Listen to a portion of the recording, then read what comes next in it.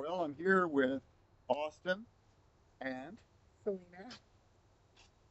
these folks have been with me all day today for 12 hours. So that first video we did this morning was in my clinic, which is right upstairs here. But now it's almost 7 o'clock at night, as opposed to 6:30 in the morning, 7 o'clock. And so I'm sorry you're getting blocked out. Why don't you sneak in a little bit more?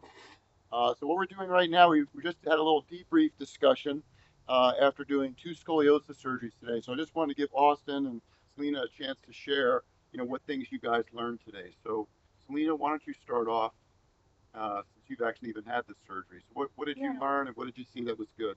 Yeah, I saw how everyone in Dr. Hayes' team, the surgical team, worked really well together. The whole time, the whole 3 hours, 4 hours, 5 hours, the focus was solely on the patient. And Dr. Hay does always reiterate that every life is precious and the patient is very precious at that sacred moment when they're getting surgery. And it really struck out to me that the whole time the focus was solely on the patient. There were no distractions, no music, nothing of that sort. And, it the energy was given that each and every single person main priority was the patient, and that's just really gives me confidence to hear that that was the same thing for me when I was in the OR, because that is a type of special trust that you have for those healthcare professionals, and that was very refreshing for me to see. Another thing that I saw was uh, how there Dr. Hay has a checklist of 187 steps that he used for the surgery, and it was 100% completed. Not one step was neglected, and for safety, especially during surgery, that's very important. And everyone was on top of everything that needed to be done. And um, Dr. Hay told me something that really struck out to me today. He told me that when he goes to conferences and when surgeons tell him about their mistakes, he adds it onto the checklist so then he doesn't make that mistake. So not only is he learning from his mistakes, he's also learning from other people's mistakes. And I think that's a very rare quality to have. And, that checklist can be downloaded by other surgeons as well and utilized. So I think, that's just something very helpful and very appreciated, Dr. Hay. And maybe Austin, why don't you turn it a little bit so we can Yep. see you too? So we're low tech here, leaning up against a water bottle. So Yep. maybe just make it so we can see Selena. You guys can see a little bit closer together Yeah. since you're the main attraction. So we're low tech here. We're not influencers. We're just humble people. So That's right. Austin, you can share next. Yeah, yeah. I think Selena did a really good job about explaining kind of the gist of Dr. Hayes OR. And then from my personal experience, I spent a little time in the OR previously, but I've never spent any time in an OR that was as structured or as precise or as collaborative as Dr. Hayes. I think he did a great job integrating with his team, getting their feedback throughout, and their teamwork was a great thing to see. Being a former Division One athlete, being exposed to that kind of teamwork and a high pressure environment, I think Dr. Hay did a fantastic job not only leading the team but involving them and creating a great learning environment and some great success today in the OR. So it was an awesome thing to see, and can't thank Dr. Hay and the rest of the team enough from allowing me and Selena to join in. What did you guys think about the importance of our interactions with the families before and after surgery? What things are good take homes from that in terms of the way that we want to treat the patients and the families?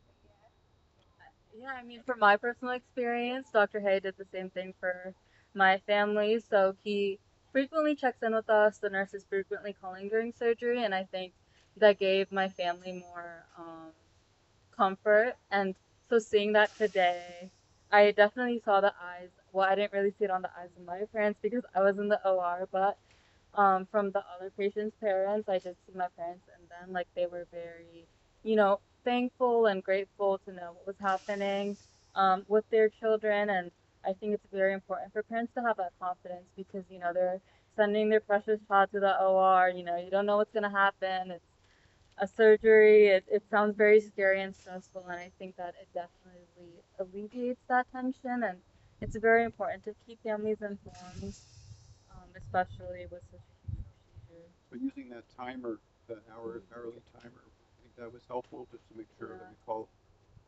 Yeah, and Yeah. I can kind of piggyback off what Mhm. Selena was saying and what Dr. Hay is mentioning. Yeah, that hour timer.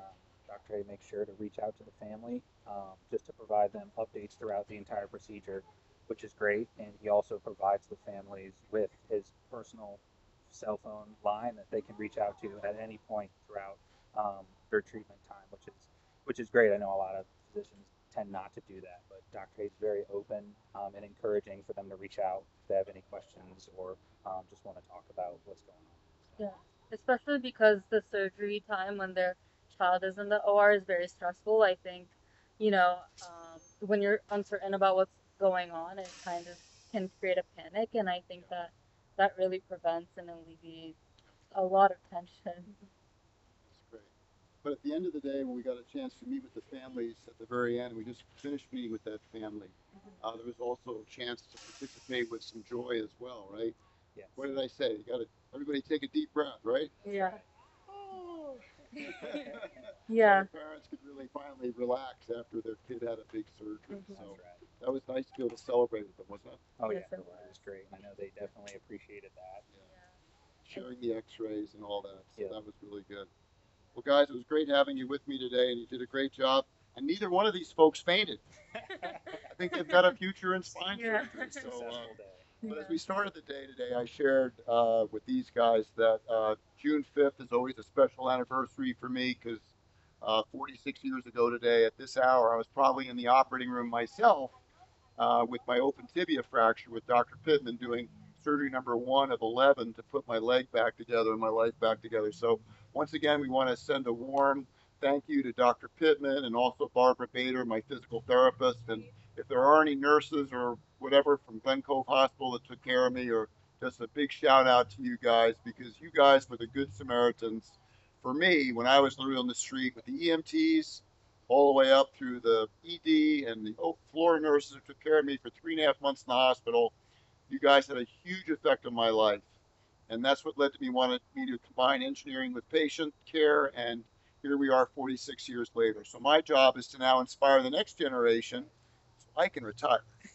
So, but we got a long way to go, hopefully before that. So you guys were great, and I hope this encourages other folks to want to go into healthcare and become a good Samaritan, and also to encourage other physicians to mentor because we really got to inspire this next generation for compassionate, excellent, safe care. You guys agree?